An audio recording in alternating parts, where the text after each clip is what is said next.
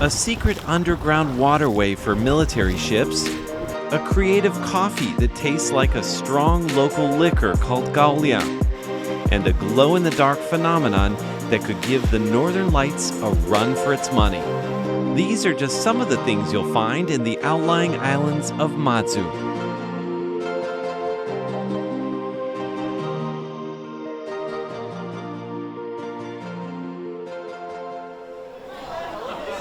Now, late spring is one of the toughest times of the year to travel to Matsu. A lot of flights get canceled due to bad weather. But spring is also the best season to catch a glimpse of the blue tears. So we're going to find our way to Matsu no matter what it takes. So we were supposed to take a plane to Matsu, but it turns out that Matsu gets a lot of fog. So instead, we have to go there by boat. How long is it going to take? 3 hours. See you in Matsu.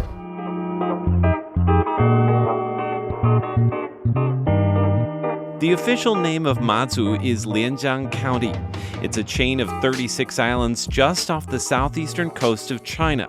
The closest point is just 9 kilometers away, making it an important frontline post in early confrontations between Taiwan and China. When tensions eased in the early 90s, this once forbidden outpost opened to visitors, but you can still see soldiers and hear the sounds of artillery practice. For our first stop in Matsu, the county chief brings us to an old military site that he says every visitor should see. 这个地方叫做北海坑道。北海坑道大概民国57年，军方在这边的时候开始兴建。它当初最主要的目的是两岸对峙的时候呢，这边做地下码头。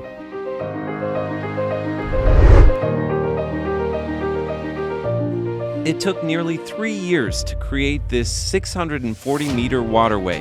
Teams of soldiers worked round the clock using dynamite to blast their way through the granite.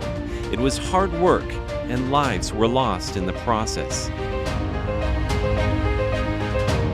早期的时候，这个地方是马祖最神秘的一个区块，一般人是不能进来的，因为外围有部队守着。那渐渐的开放以后呢？ 那现在就把它开发成观光。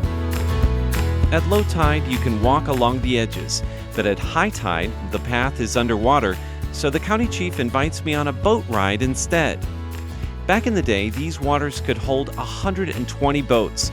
Today, the county chief says the waters contain a lot of fish and a lot of iPhones.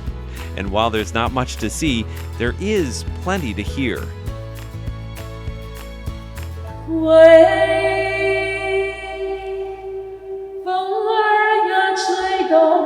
我的船帆啊，船儿呀随风荡漾。这个辅音句好棒哦，好棒哈，很像威尼斯，就是威尼斯没有我们漂亮，有没有？Now, the gondoliers in Matsu don't usually sing, but you can catch a proper concert in these tunnels. And that's just one of the creative ways that Matsu is moving beyond its military past.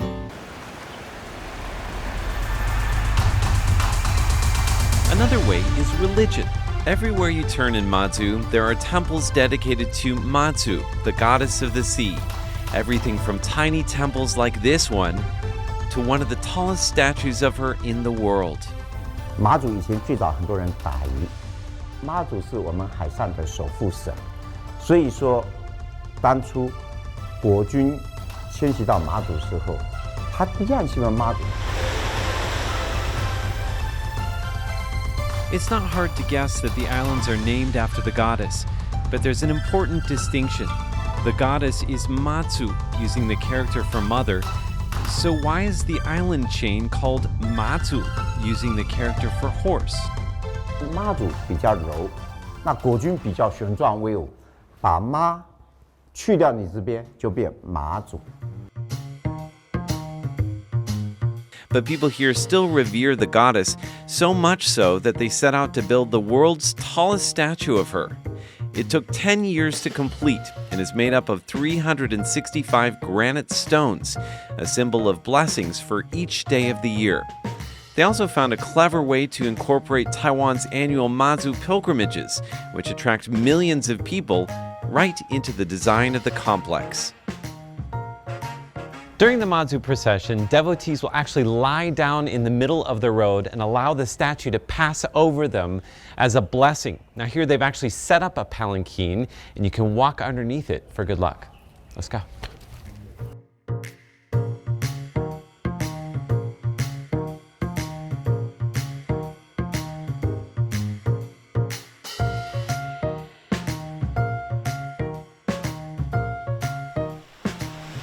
This passageway was once used by the army.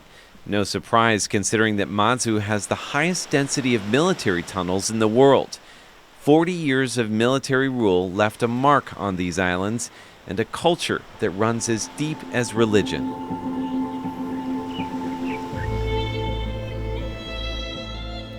These days, they use many of the old military buildings for art exhibits and other events.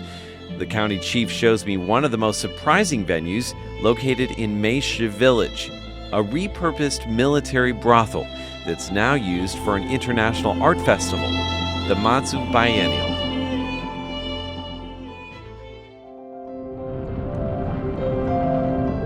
我们把整个的马祖叫做国际艺术岛，有岛屿博物馆的观念。我觉得马祖应该要保有自己的特色。我觉得开发不要太快，慢慢的，那这样子我们的观光才会做得更长远、更长久。So what does sustainable tourism look like in Matsu? Well, we traveled to the island of Beigan to find out. Stone houses line the slopes, looking out over a curved bay and a small beach below. They feature high, narrow windows cut into the granite like eyes looking out at the sea. You'd be forgiven for thinking we'd left Taiwan. 有人称它为亚洲的地中海，在那边很悠闲的喝杯咖啡，看看对岸的我们的龟岛，再看看对岸的环旗，就在遥遥之间，就近在咫尺。This is Qinbi, a little fishing village about 15 kilometers off the coast of China. People have been living here since the 13th century. But when the fishing industry fell into decline in the 1970s, most of the residents moved to the main island of Taiwan in search of work. After they opened the islands to tourism in the mid-90s, Qinbi experienced a renaissance. Today, it's one of the hottest destinations in Matsu. Strict regulations have helped preserve the village of Qinbi like a time capsule. Everywhere you turn, there are signs from Matsu's Cold War past. It's an interesting time to visit Matsu, with cross-strait tensions threatening to boil over again. But the county chief is unfazed. 会紧张是你们外国人，我们一点都不紧张。为什么不紧张？我们从小在这边长大，在战地政务时期，我们每天晚上都要躲皇宫洞，那个日子我们经过了。In many ways, the people of Matsu are like the buildings of Qinbi. They've seen a lot, and they'll remain steadfast for centuries to come, no matter which way the political winds blow.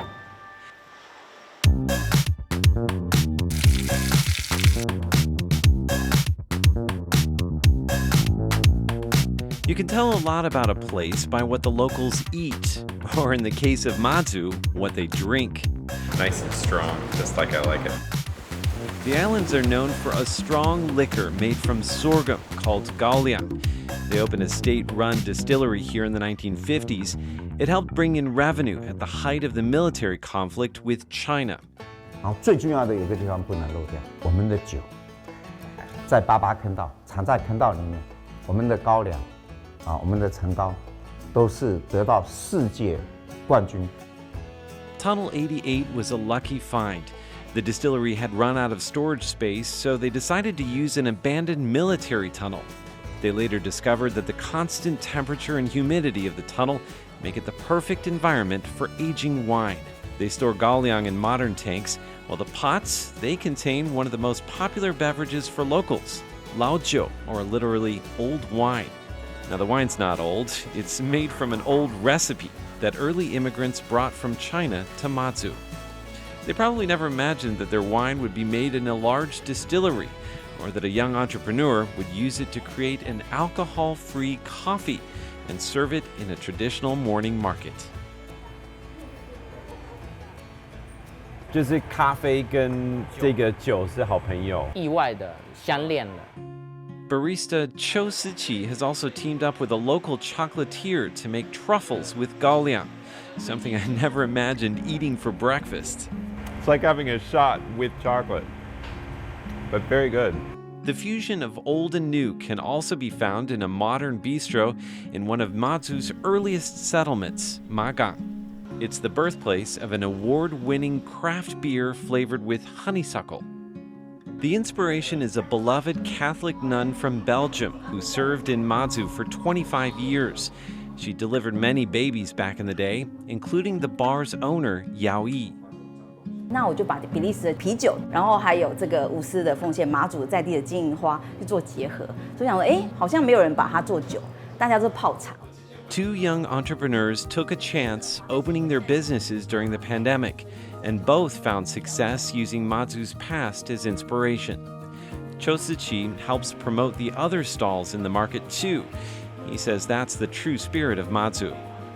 其实现在的马祖真正的同岛移民，不再是说以前就大家共同承担一个生命的危险，而是说老人家用他们的经验来帮助年轻人传承，年轻人用自己的活力、自己的新的思维去给老人家新的思路，然后共同合作，打开新的思路跟契机，然后找寻更多的机会，这样子。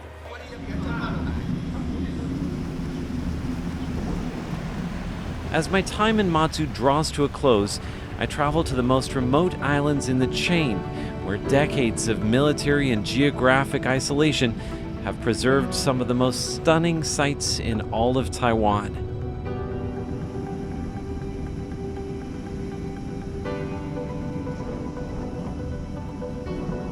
Like this rare sight, square waves, which you can only see in 2 other places in the world. And then there's the critically endangered Chinese crested tern. There are only 100 of them left on Earth. And in the island of Dongju, we get a solo performance from this striking beauty. This is the only lighthouse in all of Taiwan made from granite stones. And see that wall there? That's to block the wind. So imagine late at night, you're bringing fuel up to fuel the lighthouse. You're carrying a little lantern. You don't have to worry about the flame blowing out. There's one last thing to see in our trip to Matsu, an elusive phenomenon known as the blue tears. The bioluminescence comes from plankton, which gather here to feed in the spring. If you want to see it, you need just the right conditions. High tide, a southerly wind, a moon that's not too bright, and you'll need some waves, a boat, or something else to agitate the water. In the past, the locals thought the blue glow was a nuisance because it alerted the authorities to people smuggling on the high seas. But these days, the blue tears bring in a new source of income: tourism. Thousands of people flock here every year hoping to see what the international media have called one of the natural wonders of the world. Some people even brave the cold seawater, soaking for hours just to get the perfect photo. And of course, while I'm there, I can't resist getting a photo of my own. But what if you want a less curated view of the blue tears? We decide to leave the crowds behind and take a boat into the darkness of the ocean. It's almost like you're looking into outer space. You can see sparkling like stars, the Milky Way, this essence coming up from the waters. It's breathtaking. And it's one of those things that you have to come here in order to see it for yourself, otherwise you would never believe it. It's not easy to see the sights of Matsu. In just 4 days, we took a plane, 7 boats, and plenty of car rides in between. But the trip is worth it. Isolated by the weather and the sea and years of military occupation, these islands are like nowhere else in Taiwan. Or really, nowhere else in the world.